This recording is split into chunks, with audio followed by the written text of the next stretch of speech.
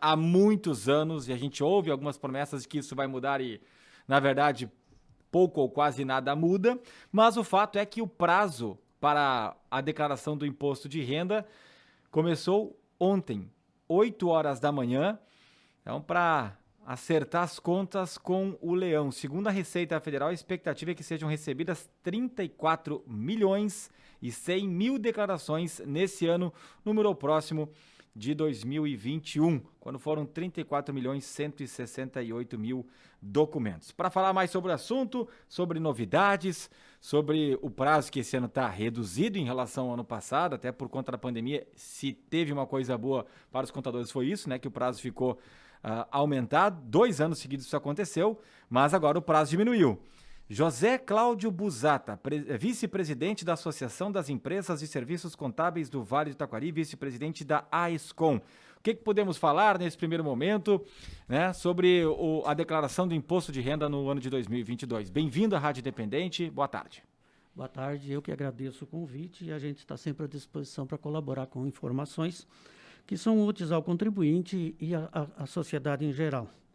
Bom, a declaração de renda, pessoa física, o governo exige que todo o contribuinte que tem um rendimento superior a R$29 mil faça a prestação de conta. R$29 mil anuais. Anuais. E tenha outras exigências também, de acordo com a instrução normativa. Para o ano de 2022, temos algumas novidades. Então, até 2021, somente poderia utilizar desta ferramenta quem possui a certificação digital, que é a novidade da pré-preenchida. A partir de 2022, ano base 2021, quem possui o cadastro no .gov.br, série ouro ou prata, pode importar ou baixar a declaração de renda pelo aplicativo ou pelo computador normal, pelo sistema da Receita Federal. O que vem na pré-preenchida? As informações, todas elas que foram informadas na declaração de 2021, ela é contemplada, e mais todas as informações geradas pelos organismos, como instituições financeiras, como médicos, hospitais, entidades de saúde, já vem informada nessa declaração pré-preenchida. Isso alivia o contribuinte de não esquecer de deduzir um pagamento ou uma receita de locação de imóvel, que porventura esquece, ela vai estar contemplada nesta declaração pré-preenchida. E facilita bastante. Então, o governo quer que todo cidadão faça a sua declaração de renda, mas a gente aconselha que cada um procure um especialista, um contador que possa informar, possa ajudar no preenchimento para ter mais segurança, não cair em malha fina. Outra novidade é o pagamento e a restituição pelo sistema Pix. Mas diga-se de passagem que somente a chave vinculada ao CPF do contribuinte é possível fazer essa restituição via Pix. E facilita bastante. Até 2021, ocorria através do sistema bancário, através de conta bancária ou poupança de pagamento. Também pode ser utilizado o sistema Pix para pagamento da DARF do imposto, onde na impressão da DARF já vai vir o QR Code, que facilita o processo de pagamento das parcelas do imposto devido. Essas são as principais novidades em termos de declaração de 2022 em relação a 2021. As obrigações, quem deve declarar, quem precisa declarar, ele usa alguns critérios. Qual é o primeiro critério? Da renda, porque é uma declaração de renda e bens. Então, o primeiro critério é a renda. Então, quem recebeu igual ou superior anual de R$ 28.559,70 está obrigado a declarar. Só para título de a gente fazer um exercício aqui, se vai botar esse valor todo, coloca o 13º junto. O 13º é um rendimento que se inclui no próximo item, que é o rendimento isento ou tributado exclusivamente na fonte.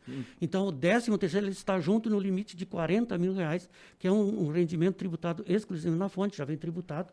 Então, tu não precisa, não é o rendimento tributável. Ele então, é 28.559 dividido por 12 para o cara saber. Daí ele vai saber, eu ganho mais ou menos isso, né? Exatamente. De rendimentos não tributáveis. Esse é o 28 mil rendimentos tributáveis. O 13º, ele é tributado exclusivamente na fonte, então ele aparece nesse limite de R$ 40 mil.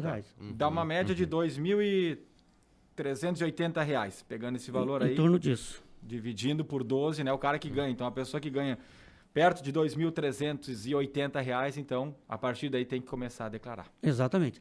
Vale destacar, abrir um parênteses aqui também, se você recebeu menos que esse valor.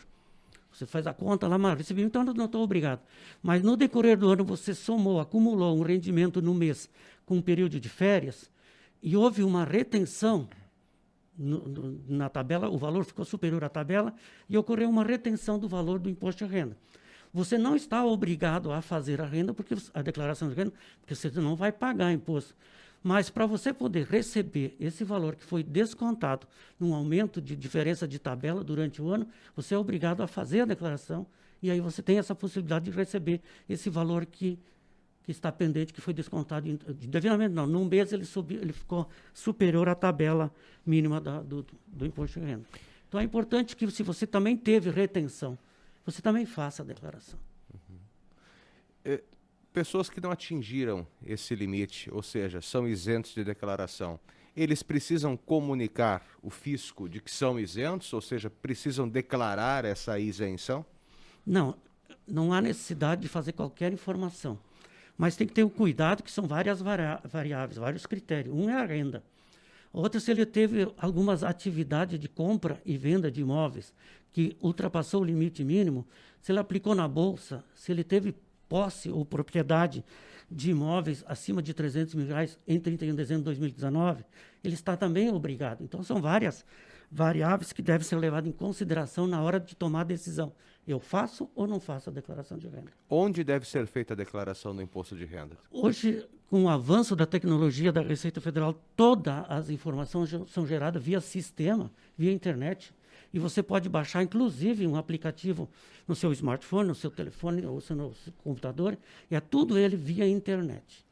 Todo o sistema é internet. José Cláudio Busata, vice-presidente da AESCOM, estamos falando, né, especialmente no primeiro momento ali, de quem recebe um valor aí de R$ 28.559,70 por ano, tributável. Mas tem aqueles que talvez não recebam isso, mas tem bens, tem dinheiro na conta, recebeu uma herança, e aí também tem que ter atenção, né? Não é apenas a pessoa que está recebendo esse valor. Exatamente. Na declaração de renda também é informado o recebimento de quinhões de herança. Então, o direito que você tem, quando é feito a declaração do falecido, é informado a distribuição através da partilha, os bens para onde foram, qual o CPF destinatário desses bens. Aquele que recebeu essa informação, ele deve informar isso, para acompanhar também. Por quê? Porque a herança ela não tem um valor, você recebeu um bem, ela não é quantificada em valor. Qual é o valor que você põe? É o valor que consta no formal de partilha.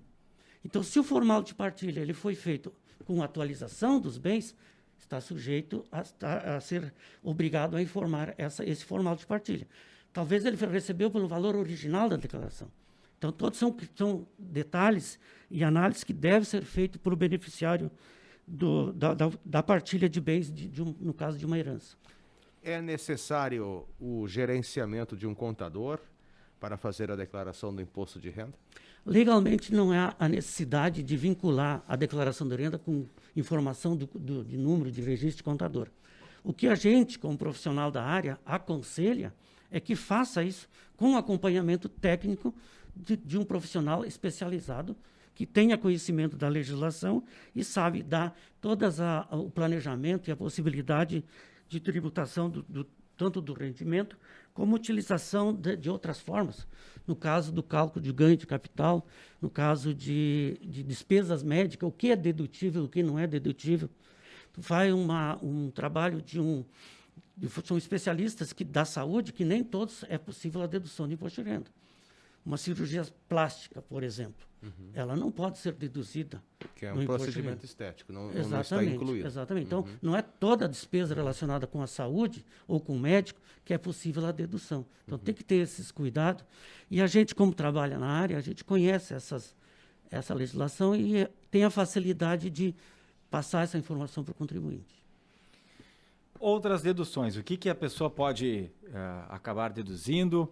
E tem umas pessoas que até recebem, né, a restituição, que também não deixa de ser interessante. O cara tem que ir ali declarar, mas muitas vezes vem a restituição também depois. Sim, existe uma lista de deduções possíveis. Uma delas é auxílio com a instrução. Então, se você tem um filho, e essa é outra novidade que apareceu na declaração 2022. Até 2021, você só informava o CPF do dependente. A partir de 2022, você tem que informar, além do CPF, o telefone, endereço e outras informações. Tem os alimentados, que numa separação do casal, fica a guarda para um e o outro é obrigado a pagar a pensão alimentícia para os dependentes. É uma informação que, normalmente, essa informação é paga para a mãe ou para quem tem a guarda do menor. Só que o rendimento não é da mãe, o rendimento é do menor ou do beneficiário da pensão. Então, muito cuidado que, para a mãe, ele não é um rendimento tributável. Ela recebeu o dinheiro, mas ela não é tributável. Para quem é o rendimento? De quem é o rendimento tributável? É do dependente, é do menor. Então, há necessidade de não lançar o menor como dependente e sim fazer a declaração de renda do dependente como rendimento tributável dele pela pensão que ele recebeu de quem for o responsável pelo pagamento, no caso da separação. Então, são detalhes que a mãe como gestora ou o pai como gestor do menor recebe esse dinheiro, porém ele não é dele, é do beneficiário. Isso quando está vinculado a alimentos, não a despesa com instruções, é outra coisa. Malha fina do imposto de renda. O que é a malha fina? E ainda há grande incidência de pessoas que tentam burlar o sistema para se beneficiar? São mecanismos que a Receita impõe no processamento e o computador separa aquelas declarações que estão em desacordo com os parâmetros que eles estabeleceram. O que o computador faz? O que é uma malha fina? Ele processa a declaração e coloca ela de lado. Aí o contribuinte, através do ECAC ou através do .gov.br, ele acessa o processamento.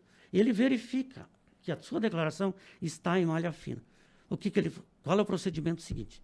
Ele pode agendar a entrega da comprovação desses documentos, ele pode retificar essa declaração de renda, ele tem prazo para retificar, e normalmente a Receita, depois que ela faz uma notificação, você não pode mais retificar espontaneamente. Você tem que levar os documentos e entrar com um pedido de retificação. Então, ela só ocorre quando tem um erro de preenchimento da declaração ou esqueceu um rendimento, alguma informação que não bate com o sistema que está armazenado na Receita Federal. Além disso, a malha fina, ela tem outro ponto que é interessante nós citar, não sei se posso, mas claro. em todo caso. Quem está isento do imposto de renda? Não é só quem recebeu menos de R$29 mil. Quem for dependente, estiver na declaração do titular, esse também está isento. Se ele tiver bens e tiver esses bens na declaração do cônjuge ou do titular, esse também está isento. Ou se ele possuir uma moléstia grave. Então, todo o contribuinte que possui uma moléstia, de acordo com essa relação que está no site da Receita, ele deve solicitar a isenção do imposto de renda, com base nessa legislação. Então, mesmo que ele ganhe acima desse valor, ele sofreu dedução do imposto de renda, ele pode, lá no final do ano, na hora de prestar conta, informar a moléstia. Claro que tem que ter toda uma comprovação médica e se candidatar como isento do imposto de renda. Então, é bom que o contribuinte saiba, quem infelizmente contém ou possui uma moléstia grave, pode vir a solicitar isso junto à Receita Federal, a isenção do imposto de renda. E o prazo esse ano menor, né, Busata? Nos últimos anos aí a pandemia fez com que as pessoas ficassem com medo, ficassem mais em casa e por isso o documento não chegava, o documento físico facilitou até por um outro lado, né? Agora as pessoas estão sabendo que podem mandar muita coisa por e-mail, por computador, enfim. Mas agora o prazo que vocês têm esse ano está mais reduzido. É o tempo suficiente? Pediram uma prorrogação?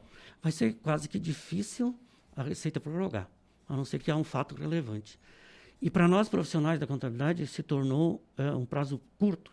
Na verdade, são 37 dias úteis, 37, 38 dias úteis que nós temos para entregar 34 milhões de declaração.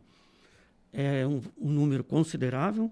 Há um desgaste e um estresse muito grande para nós, profissionais. Há necessidade que o contribuinte se organize durante o ano, não somente no mês da entrega, mas que faça isso durante o ano, se organize com os documentos, venha com eles, leia Hoje tu baixa o aplicativo no celular e lá contém todos os documentos que tu precisa, se organiza e nos traga dentro do prazo para que a gente possa entregar isso até a meia-noite do dia 29 de abril. E para quem não entrega no prazo até 29 de abril? Tem multa, né? Tem multa. Existe uma multa mínima, R$ 165,74. Existe também a multa aquela sobre o valor devido, que varia de 1% ao limite de 20% sobre o imposto devido. Então, se tu não entregou a tua declaração e você tem um imposto devido que ultrapassa a R$ 165,00, o cálculo percentual, você tem que pagar isso no limitado a 20% do valor devido, mesmo que o imposto tenha sido já pago. Ele é devido. Se pagou, tudo bem, mas a multa, a base de cálculo é sobre o valor devido do imposto. E para o ouvinte que não está familiarizado, para que serve o imposto de renda e qual é a finalidade desse recurso amealhado pelo governo? Ele entra no Caixa Único, né, como um imposto. Então, no Caixa da Receita Federal, que é a gestora das receitas do governo, é mais um imposto. Não é uma contribuição, e sim um imposto que o contribuinte é penalizado em pagar. E qual é o contribuinte que sofre mais com o imposto de renda? É aquele contribuinte assalariado. Esse tem a maior carga tributária, praticamente 90% que paga imposto de renda é o contribuinte assalariado. Não é o empresário, porque o empresário tem outros mecanismos de distribuição de renda que não seja através do prolabore ou do salário dele. Então, pode ser distribuído o lucro, a empresa paga, mas a carga tributária que o governo tenta resgatar é sobre o assalariado mesmo, que para nós, como mero contribuinte, ela é um pouco exagerada, mas depende de lei, né? Lá em 1922, quando foi criado o imposto de renda, um dos mais célebres escritores brasileiros, Monteiro Lobato, do Sítio do Pica-Pau Amarelo, já dizia de que o imposto de renda é mais uma forma que o governo arrumou de asfixiar a economia da população com menos recursos. Quer dizer que faz sentido essa declaração dela, né? E vale até nos dias atuais, né? Vale nos dias atuais. Para ter uma ideia, em 1957, já que falando de história, né? Você pagava imposto se o casal não tinha filhos, por exemplo. Se o casal tinha declaração de renda, não possuía filhos, hoje você deduz como dependente. Na época, você pagava se não tinha filhos. São as mudanças, né? Que o governo encontra para arrecadar. Mas realmente o governo penaliza o assalariado. Essa é a forma. E aquilo que a gente abordou até na abertura aqui da nossa entrevista, José Cláudio Busata, vice-presidente da AESCOM, enquanto que deveria ser o valor hoje para isenção? Nós estamos falando aí de 29 mil por ano, quem recebe isso, né? Se fôssemos levar em conta tudo que já passou, esse número aí poderia ser quase o dobro, mais ou menos? Como é que seria o isento, o ideal no Brasil? Tem vários estudos publicados, né, que define como uma tabela ideal para não sofrer a tributação do imposto de renda. Os próprios fiscais da Receita Federal, existe um estudo sobre esse tema. O nosso presidente, ele postou e publicou que até o final do mandato dele, ele iria aproximar a tabela que existe hoje com a tabela atual. Mas daí, quando ele fala, e vem lá a equipe do governo nos estudos para provar, aí vai... isso tem uma verba orçamentária, está no orçamento, nós não podemos mexer. Então, existe uma engrenagem tributária no nosso país muito complicada. São vários fatos que modificam a aplicação, muitas vezes, de um estudo ou para chegar numa realidade do contribuinte. Mas, realmente, a tabela está defasada há muitos anos e merecia uma consideração melhor por parte da Receita Federal. Sei lá qual é a mudança que eles têm para equilibrar o caixa, né? Mas eles deveriam penalizar um pouco menor o assalariado, que já sofre com várias deduções, e encontrar outra forma de tributação. E diante dessa promessa aí do presidente, teve alguma melhora nesses últimos anos ou manteve exatamente o que vinha sendo Manteve antes? Exatamente a atualização pelos indexadores que o governo acha que tem que atualizar a tabela. Se eu não me engano, em outros anos eu tinha lido algo em torno de 5 mil. Eu sei que o salário mínimo também deveria ser em 4.500, 5 mil reais aqui no Brasil. Nós estamos aí com salário de pouco mais de 2 mil reais. Tem evoluído, mas ainda bem aquém, né, daquilo que a gente daquilo que seria o ideal, até porque a inflação do ano, por exemplo, foi mais de 10%, né? E isso vai para o mercado, isso vai para o combustível e assim por diante, né? E o salário mínimo, ele até acompanha muitas vezes, mas salário mínimo não dá muitas vezes para a pessoa se manter, para ainda mais sustentar a sua família. E a questão do imposto de renda seria um compromisso a menos, seria menos que o governo ficaria em relação ao salário do trabalhador, né? Como pensamento, e não é meu, quanto maior a tributação, quanto a maior carga tributária, haverá maior sonegação. Então, se o governo facilitaria e aumentaria a tabela e exigiria menos do contribuinte a carga tributária, haveria mais informações corretas e mais organização por parte do próprio contribuinte, que ele não sofreria a penalização. Mas temos muita sonegação ainda, porque está mais difícil, né? Hoje está bem mais difícil com o avanço do sistema público, do SPED. O governo ele fecha praticamente todas as portas que ele tinha aberta, que ele descobre, ele fecha. Então, o contribuinte hoje ele está vinculado ao sistema financeiro, está vinculado aos pagamentos via PIX, que é administrado pela Receita, ele está vinculado ao E-Social, ele está vinculado a algum sistema do governo que fecha praticamente todas as portas para que haja uma sonegação. Mas no dia a dia a gente sabe que ainda existem muitas portas para ser fechadas. Tá certo. José Cláudio Busata, obrigado pela sua presença aqui, pelas informações em relação à declaração do imposto de renda que vai até o final de abril. Então, atenção, né, para as pessoas não deixem para a última hora. Vamos lá, se agilizar para aliviar a vida do contador, que depois vai ter muita gente chegando na última hora, né? Mas também você, quanto mais cedo fizer, quem tem direito à restituição, quanto mais cedo fizer, mais cedo recebe também o valor depois. Correto. E a gente agradece a oportunidade e se coloca sempre à disposição para colaborar com alguma necessidade ou transmitir algum conhecimento para a comunidade. Muito obrigado. Nós que agradecemos em nome da SCOM. Vice-presidente da Associação das Empresas de Serviços Contábeis do Vale do Taquari, a AESCOM, José Cláudio Busata, conversando conosco aqui no Redação no Ar.